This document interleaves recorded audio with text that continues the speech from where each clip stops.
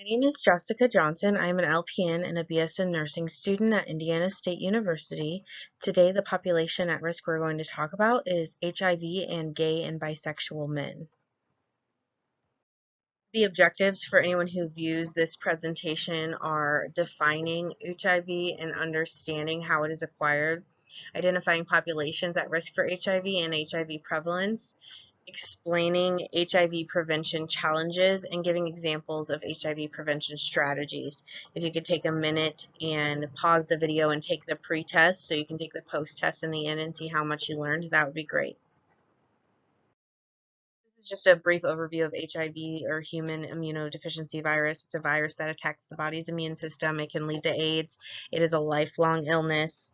It came from chimpanzees in Central Africa, and the symptoms are flu-like symptoms. Some ways HIV can be transmitted. The most risky type of transmission is anal sex. The risk for the receptive partner is higher than that of the insertive partner. Vaginal sex is less risky for getting HIV than receptive anal sex, but either partner can get HIV during vaginal sex. HIV can be transmitted from mother to baby through perinatal transmission or mother-to-child transmission. Mother-to-child transmission is the most common way that children get HIV. They're high risk for getting HIV if you share needles, syringes, or other drug injection equipment. Used needles and syringes and other equipment can carry blood, and the blood can carry HIV. Some rare ways that HIV is transmitted is oral sex, workplace, being stuck by a contaminated needle or another sharp object, medical care, U.S. blood supply, and donated organs and tissues are thoroughly tested, so it is very unlikely that you would get HIV from blood transfusion, blood products, or organ transplants, and you cannot get it from donating blood. The only known cases of getting HIV from pre-chewed food are among infants. Biting, each of the very small number of documented cases has involved severe trauma with excessive tissue damage. Deep open mouth kissing, although very rare, transmission can occur if both partners have sores or bleeding gums. Female to female, case reports of female to female transmission of HIV are very rare. Tattoos and body piercings, there are no known cases in the United States of anyone getting HIV from this. However, it is possible to get HIV from tattooing or body piercing if the equipment used for these procedures has someone else's blood in it. Gay, bisexual, and other men who reported male-to-male sexual contact are the population most affected by HIV in the United States. Of the 37,968 new HIV diagnoses in the U.S. independent areas in 2018, 69% were among gay and bisexual men. Of those 69% gay and bisexual men who received an HIV diagnosis in 2018, racial and ethnic disparities continue to exist. 37% were Black or African American, 30% Hispanic or Latino, and white were 27%.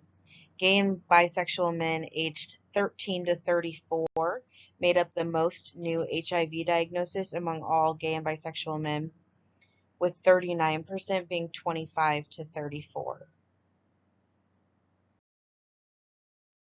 Compared to all people with HIV, gay and bisexual men have about the same viral suppression rates.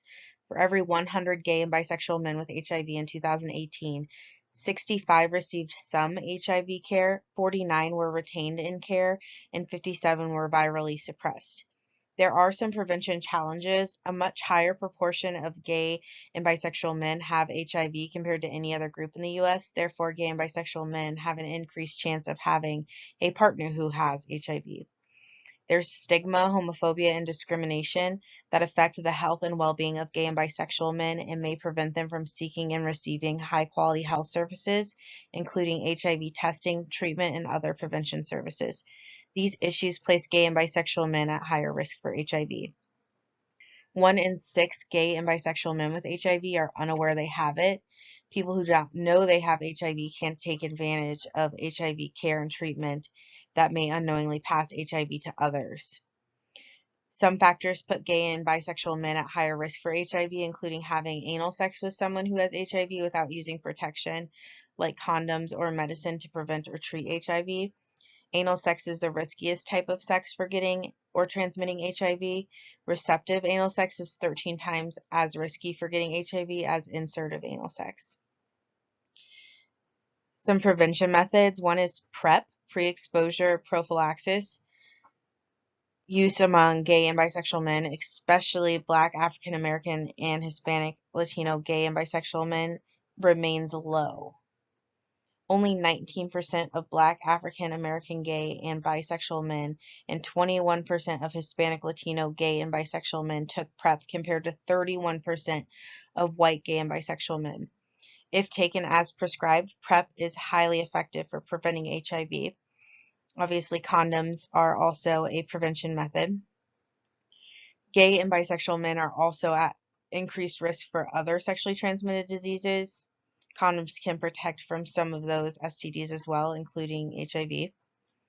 And then the socioeconomic factors, such as limited access to quality health care, lower income and education levels, and higher rates of unemployment and incarceration may place gay and bisexual men at higher risk for HIV. These are some proven HIV prevention interventions that have worked so far in the United States. HIV testing and linkage to care. Testing is a critical component of prevention because when people learn they are infected, research shows that they take steps to protect their own health and prevent HIV transmission. Linkage to care helps ensure people living with HIV receive life-saving medical care and treatment and helps reduce their risk of transmitting HIV. Antiretroviral therapy, treating people living with HIV early in their infection, dramatically reduces the risk of transmitting the virus to others, underscoring the importance of HIV testing and access to medical care and treatment. Access to condoms and sterile syringes. HIV prevention efforts to work. People who are living with or at risk for HIV infection need to have access to effective prevention tools.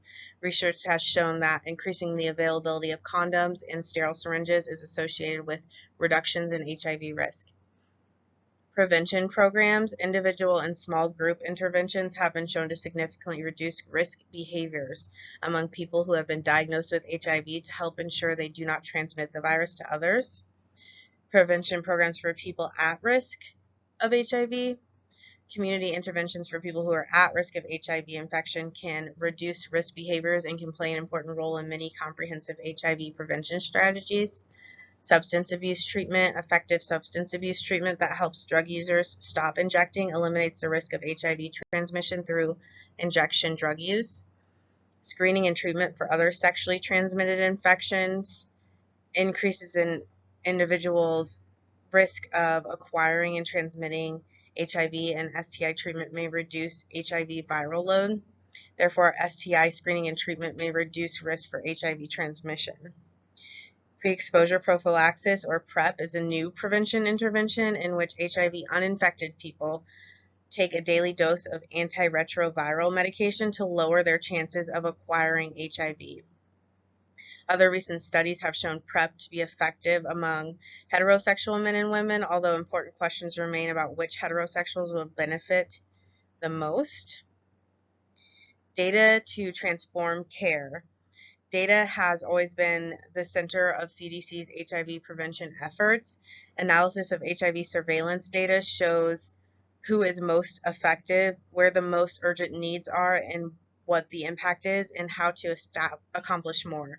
Through data to care, they are using data to improve HIV outcomes on individual levels.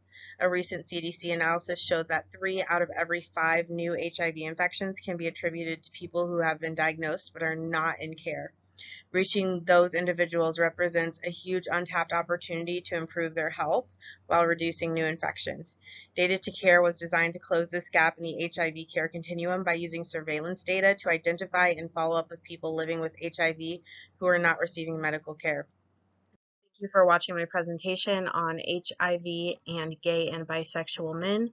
If you'll take a moment to take the post-test, look at the references, do your own research, and look through the additional resources to continue to be a part of the effort to reduce HIV with gay and sexual men. Thank you.